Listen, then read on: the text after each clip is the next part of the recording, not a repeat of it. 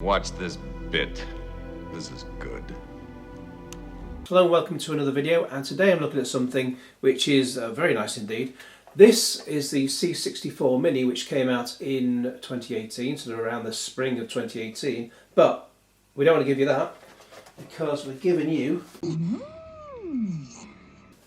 I'm not giving you anything, I'm just showing you. It's actually too big to get on the camera. The C64 Mini was an emulator in a box, and now we have the C64 Full Size computer. But before I get into all that, please subscribe and also click on the little bell to get all the notifications. Please also like and share the video and post comments below, because that really does help out the video and the channel. Again, this is not a computer as such, it's an emulator in a very big case, but I will be getting the ZX Spectrum next around about, how do I tip that the best way? I don't really. I'll be getting the ZX Spectrum next in January or February. Hopefully January, it just depends as and when they come out of the facility. And that is a real computer that's been built from the ground up. I understand that obviously we've had the Mini and we've had now this C64 Full Size. I understand there will be a third machine which will be a C64 with all the bells and whistles, presumably cartridge slot and God knows what else inside.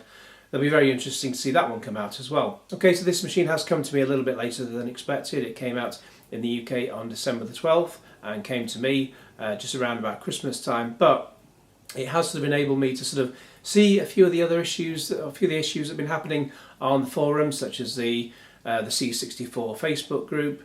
And one interesting problem, and I'll put some pictures online as I talk about this, the keys in some cases the keys have been printed off centre, like someone's quality control have taken a day off or something. Yeah, I'll put some pictures up. There's one where there's the top right of the keyboard area, not the F1, F2 on the down the right hand side, but just to the top right of the keyboard area, the printing has just sort of been a little bit off to the side, and as if it's like almost falling off the key. But worse still, there's been one where on the bottom of the keyboard, I'm having to look at the C64 Mini just to refresh my memory of where all the keys are exactly. You normally have C, V, B, N, M. They've got C, V, M, N, M, so two M's. So yeah, M and M, and as one person put it on the Facebook group, he's the real Slim Shady. Okay, so just getting into this, and this video will be like an unboxing and a first impressions video. It can't really be like a sort of full review in one video because there's far too much to go into it, and there's going to be something that I've missed. I'll post a review and then someone would say, oh, you've missed this, and you can't edit a video, you can't sort of put stuff extra back into it. So what I'll say is, I'll put this video online. If a lot of people watched it and they want me to make more videos about it, and you've got other topics about the C64 that you want me to cover that I've not covered here, please let me know in the comments below on the video. Not on the any of the groups I post it on Facebook. Post it on the actual video, because then I'm definitely going to see it. Also, this machine has just recently, and it's probably because of Christmas, it's been out of stock in a lot of places around Europe and the UK. And last time I checked on Amazon UK, it was out of stock on there as well. So hopefully more will be made to meet demand. And I have seen them then go in stock again on Amazon, so they must be getting regular shipments in. Perhaps not over Christmas and New Year, but hopefully as the New Year begins they will do. Okay, so now we're going to do the unboxing, and I will just say I'm in a different room as I'm filming than the one I normally film in. I'm just trying something a bit different. I do have like magnolia walls, and it is sort of, I hope it's not making my face look too yellow, jaundice-like and whatnot, but anyway, so just having a look at hopefully this will all sort of show quite adequately on the camera. It's a very long box. It's a long one, missus. I can't get it all on the camera at the same time. Yeah, that's, it's the C64, I'm sure you can look up a picture of it. And then, yeah, we've seen that already on there. You can see my ring light in the camera. That side we've got California, is it California Games? I think, was it World Games, California Games. Let's call the whole thing off. That's along the top. Along the bottom, we've got just various instructions and things and warnings and whatnot. Please read all instructions before use. No one ever reads the instructions, do they? No. And then on this side, I'm trying to get it to sort of zoom in on the text, and it won't really because the camera's set to be in focus on my face, much to some people's annoyance. But yeah, anyway, it sort of says, it contains a C64 computer, the micro switch joystick, the HDMI cable 1.2 meters, and USB power cable with an AC adapter. So that's interesting because obviously the C64 Mini only had a regular sort of USB connection. And what you do need with computers is a proper connector to plug it into the actual power socket. So you open it up and there you have the C64 inside, and it's got like a plastic covering on top, and I've seen what some people have said is when they've got this set up, they actually leave this, shouldn't tap that at the same time while I'm talking, they actually leave this in place on top of it, wherever it is, to protect it from dust, which is a very good idea. And then we've got this little box of goodies as well, and there we have the C64 itself, and it's, oh, that new smell. Don't you love the new smell? Oh yeah, I meant to press the keyboard with my fingers, not my nose. I've got a big nose, so yeah. It does feel very nice and. Oh yes. I do like that. I do like that sound. So they've obviously gone from what I understand. I mean, I've never had a C64 myself, as I said before. I once played on a friend's VIC20, and I wanted one after that. That was back in, was it like 1982? I can still remember going around there on a Saturday afternoon playing it, spending a couple of hours there playing it. Christ, that was like 37 years ago. I still want one now. Well, I mean, I've got one now in a way, because this is, okay, it's an emulator in a box, but it's got a separate VIC20 mode. So, yeah. Oh, yeah. Function keys. Wow. This won't, come up on there, but I have serial number 129, which it says on here. Would have been nice to have 128, which is obviously 128 megabytes of memory. Although it's, okay, it's a C64, but yeah. Anyway, going for multiples there. On the bottom, there's nothing there at all. On the side, nothing there at all. On the back, we have the USB slot, HDMI connection, and a power in. Oh yeah, oh brilliant, yeah. So like a reset button. Then three. I should really read the manual. That might be an idea, mightn't it? In fact, I've not opened the other box yet, but I understand the manual is online rather than with the machine. Which, with the machine it would have been nice. Three USB sockets there on the back. Okay, so in that box we have another little box. In fact, I've got. That's the box that's on the side there, and then we have a little box inside that, and then you drop the box on the floor.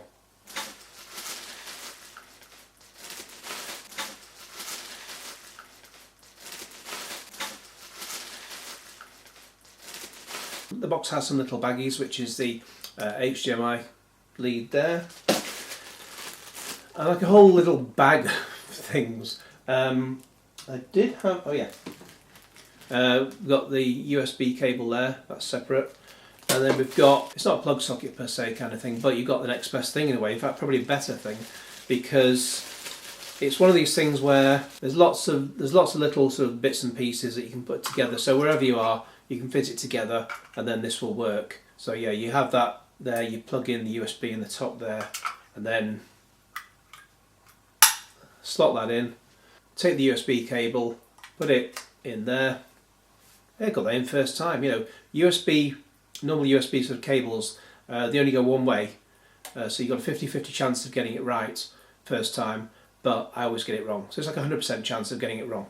I got it right. And then of course you just plug it and it just goes in like that, easy. I will be using this right next to my PC, and then I'll be taking some screen grabs straight from it with Elgato Capture HD. So I'll probably just plug it into my PC because it's just easier to do it that way. And last but not least, we also have, can you hear that? Again, it's focusing on my face, so one day I'll figure out how to make this camera sort of focus on other things at the same time, or instead of. Yeah, you can hear the proper micro switches in that. I don't think, were the micro switches in the original one? Let's find out. I know there were an awful lot of problems with the joystick before, and some people found it breaking while using it. But so those are the top two buttons there. Top two buttons. So 4 buttons there, fairly simple. So it's those two, nice big clicky there. Yeah. I've got my other joystick from the C64 Mini. I'll just get that. So here's my original C64 Mini controller, and here's the new one. So obviously the new one, don't want to drop it. New one, click, click, click. The old one, no clicky. Let's see. Let's compare those buttons. So the the old one, the new one.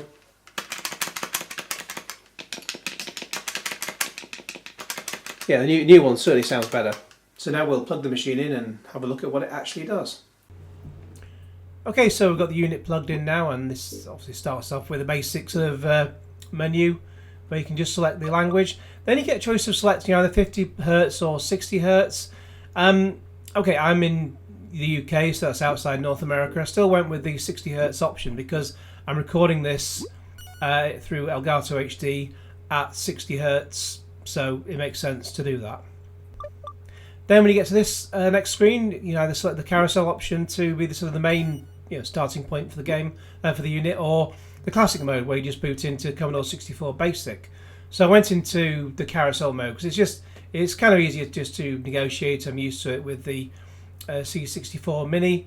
For this part of the video, I muted the sound. I realised later on how I could sort of mute the sound within the menu itself, but I just muted it myself. It's a great tune that's playing on there and all that, but it does come up with a copyright claim. When I uploaded a load of videos last year for the C64 Mini, one of them was for the main menu itself, just scrolling through all the games, and a copyright claim came up for the song that's in it. And what I don't want to have happen is upload a long video and have the whole video get copyright claimed, such as the way YouTube decides to work.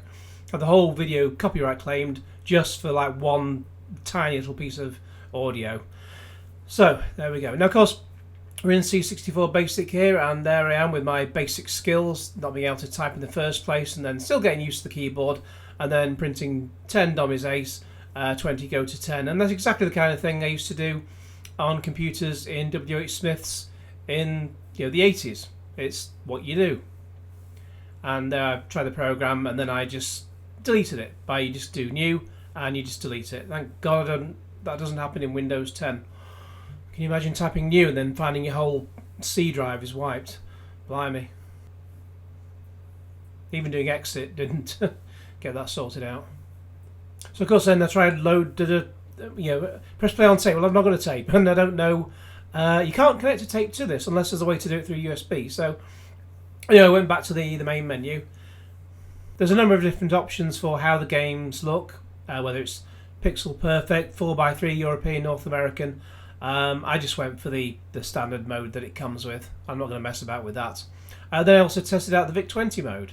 A bit of a kludge to get there because you have to go into that part of the system to do it, that part of the menu, and then you go back to classic mode and boot mode. It's all a bit of a faff just to get there, quite frankly. But get there in the end, we do. And what do you think? What do you think sort of program do I type in as my first foray into the VIC20 mode on the C64 Full Size? Yes, 10 print dummies ace, 20 go to 10. Why not? Why mess with a classic, eh? Run that, job's a good one. Of course, after this, what we do is have a look at some of the games now. Like last time, there are 64 games, but not quite the same as they were last time. For whatever reason, some Thalamus games have been removed. I'm not quite sure if any others have been removed in terms of other software companies, but I know that some of the ones removed have been replaced by Jeff Minter and his Llamasoft games. So I've basically had a look at 3 games. There's Attack of the Mutant Camels, which I've never actually played before, because I've had a Commodore 64 before. And there's also Galencia Mini, I think it's pronounced, which is basically Galaxian's clone, a pretty good Galaxian's clone as well. And also, again, Iridis Infinity, something like that. I have absolutely no idea what's going on as I play it. And quite frankly, as you watch the gameplay, you'll probably get that impression as well.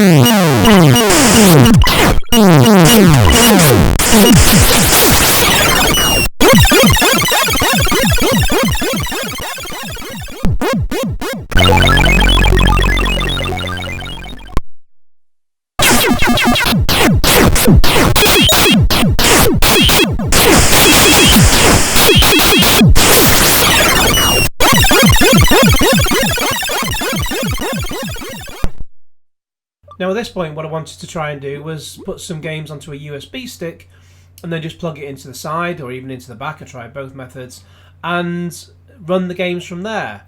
And there seemed to be sort of some issue early on with some firmware issues, which I understood got sorted out, and yet I just try and plug it in and I'm getting cannot read USB stick.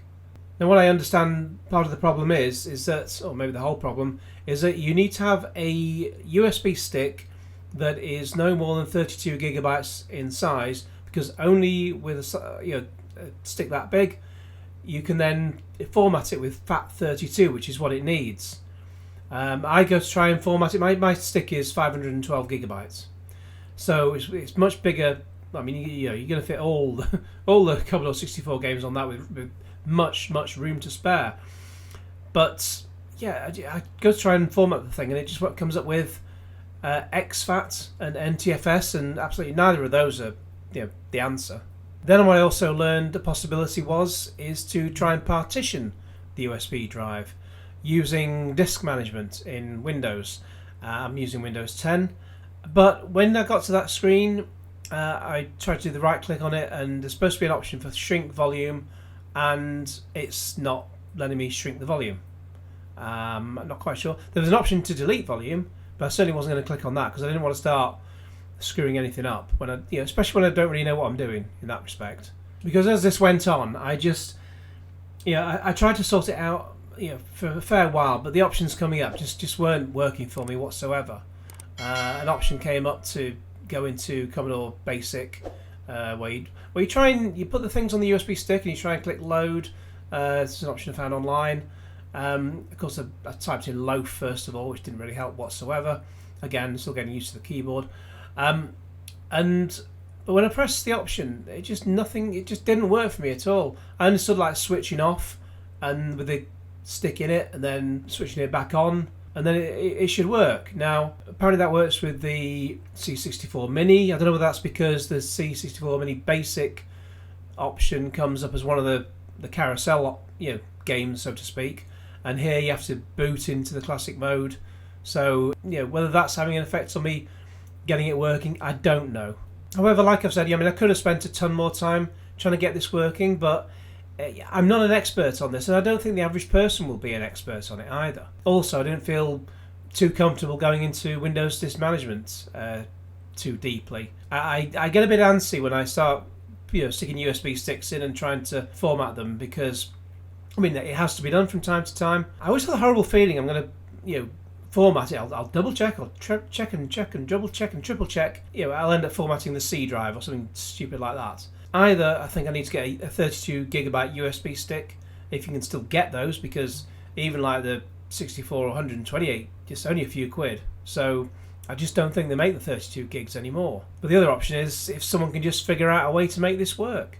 It's something straightforward. So we can just put the ROMs onto the USB stick, plug it in the side, make it work, and Bob's your uncle. I understood like a whole load of disc ones, which I should have downloaded at the time. Someone was creating sort of collections of games and putting them online. Probably the fact they're not online anymore is indicative of the legality, so to speak, shall we say, because when they talk about putting your own ROMs onto this machine, they say they should only be legally sourced ROMs, ones that you own yourself. I suppose that means they think we've bought the original cartridge and extracted it from that somehow, put it onto the PC to then copy across the USB drive and faff about that way. Yeah, good luck with that. I don't think anyone's seriously going to be doing that, but I know they have to say legally sourced ROMs and so on, just for obvious legal reasons. But yeah, I've even come across people where they've tried, they've got 32 gig USB stick and they've tried putting it in with the ROMs on, and it's still not working for them, whatever they try, even when they seem to try what everyone else has tried. And even though it's worked for them, it hasn't worked for these people. So I think Retro Games need to try and do something with the firmware so that we can just put in any USB stick and put the ROMs on there and it'll just load them. Bob's your uncle. Please, can you just do that so we can just have a crack at trying it?